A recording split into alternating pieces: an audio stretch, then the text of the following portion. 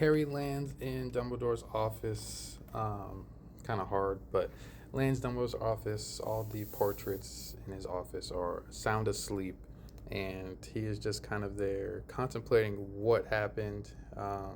Obviously, knowing Harry's character, he's blaming himself for this because if he had not fallen to Voldemort's trick of showing him something that wasn't actually happening, then he would have never went to the Department of Mysteries and Sirius would still be alive. That is what he is believing. Um, and he talks to Phineas, the portrait, which is Sirius's um, relative, and he doesn't have the heart to really tell him that Sirius is dead because obviously he can't himself say that Sirius is dead. He can't really fathom it yet.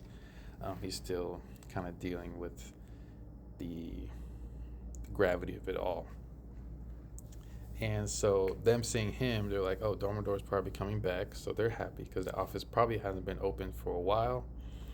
And Dumbledore does come and pop in through the fireplace, traveling through Floo powder, and kind of just comes in slowly. And Harry's looking at him, and he kind of says, I know how you feel, Harry. And at that point, Harry is just, Harry being Harry. Um, Dumbledore's just trying to talk him down. I know how you feel. Why don't you just sit down? We can talk about it, all those type of things. And Harry starts breaking things, yelling at him. You don't know how I feel. You haven't been there before, all that kind of stuff. And once he says that, it's not your fault that Sirius is gone, then Phineas chimes in and was like, wait, hold on, Sirius is dead? And then he walks away and does not come back. So he probably goes back to his home to check in, see Sirius dead, or just tell his mom, all that stuff. But Dumbledore goes on to say, it was actually my fault that Sirius is dead. You should be angry with me that Sirius is gone. And he goes to explain that it was his fault because he kept Sirius all cooped up and he shouldn't have done that. There's a lot of things Dumbledore says sorry for in this chapter. But he really just goes on to say it's his fault for keeping him cooped up. That Creature actually lied to Harry when Harry popped in to ask if Sirius was home. So at that moment, Sirius actually was home. He was upstairs attending to Buckbeak. So Sirius was home the whole time. And Creature lied to him because obviously Creature still has loyalty to other people. Never really had loyalty to Sirius, but just Sirius's name. So at the point where Sirius told Creature to leave the house, Creature took that seriously and left. And he went to go talk to none other than Mrs. Malfoy and told him everything. Well, he couldn't tell her everything because he still has ties to the Black name, but he told her enough. And from that, they were able to make their plan to get Harry to go to the Department of Mysteries. And so yeah, Creature said enough, but he was able to lie to Harry and say Sirius was not home. At that moment, they went back to when he told Snape about like the secret message about that he has Padfoot at the place. That message. Snape took that seriously and went and told the other people in the order. They confirmed that Sirius was home, but Snape also said when he didn't come out of the forest with Umbridge that maybe Harry's in trouble and he's going to go to Department of Mysteries because of what he saw in his vision. So the other members of the order, so Lupin, Moody, Tonks, and Kingsley were going to be the ones that went. Sirius wasn't even supposed to go, but because Sirius was all cooped up, and also the fact that Harry was the one in trouble, Sirius insisted on going. So then he went and obviously met his demise to Bellatrix, who was she was cooking everybody. She took down like 3 or 4 of them. And so Dumbledore is like, that was my fault. Then he goes on more to say that this whole thing, how it went, is kind of my fault.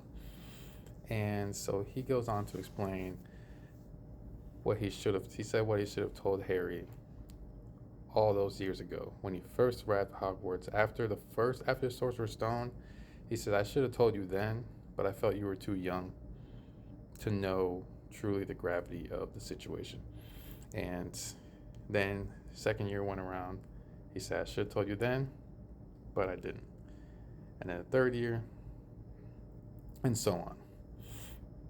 And basically, he says, my greatest flaw in my plan that I had made ever since Voldemort had his spell rebounded was that I grew to he grew to love Harry too much, and that messed up his plans. He wasn't supposed to actually fall and care for Harry as much as he did, but he does. And also, he did tell Harry the prophecy, like the full prophecy, because when he hired Trelawney, he was not gonna hire her because he realized she is not good at her job.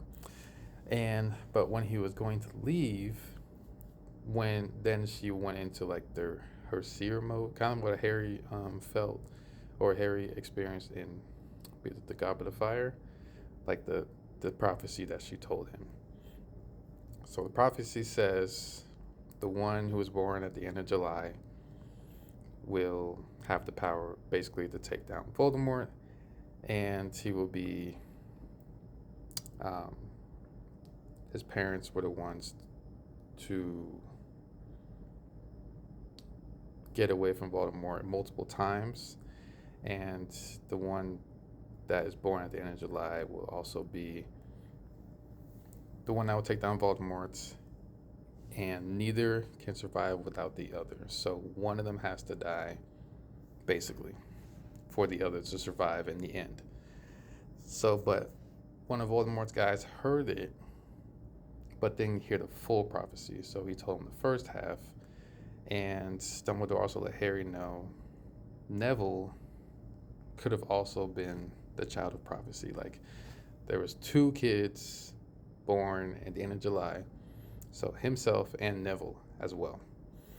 So, but Voldemort decided to go after Harry and basically mark him, which is the scar that's literally marking him. Because in the prophecy it said Voldemort would choose the person that will be basically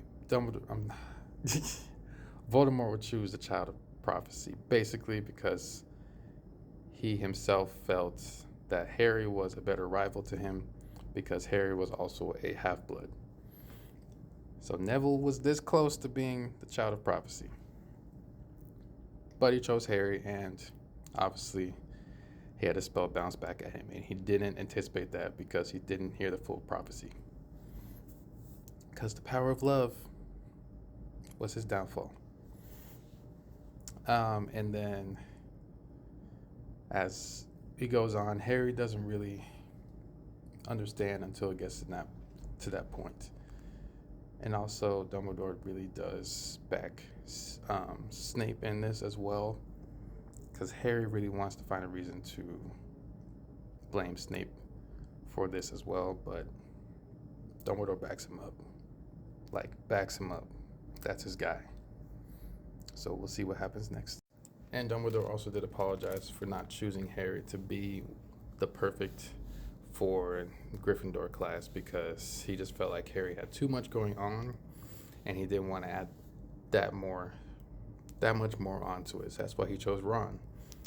And at that point, Harry looked up and Dumbledore was crying.